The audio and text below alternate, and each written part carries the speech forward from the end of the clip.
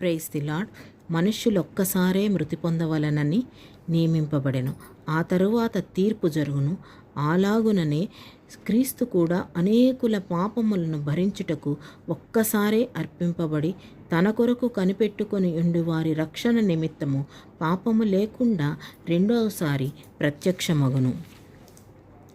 మనస్సాక్షికి కల్మషము తోచకుండునట్లు ప్రోక్షింపబడిన హృదయములు గలవారమును, నిర్మలమైన ఉదకముతో స్నానము చేసిన శరీరములు గలవారమునైయుండి, విశ్వాస విషయములో సంపూర్ణ నిశ్చయత కలిగి యథార్థమైన హృదయముతో మనము దేవుని సన్నిధానమునకు చేరుదము. వాగ్దానము చేసినవాడు నమ్మదగినవాడు గనుక మన నిరీక్షణ విషయమై మనం ఒప్పుకొన్నది నిశ్చలముగా పట్టుకొందుము. దేవుడు వాగ్దానం చేసినవాడు, ఆయన నమ్మదగినవాడు. మన శరీరాన్ని, మన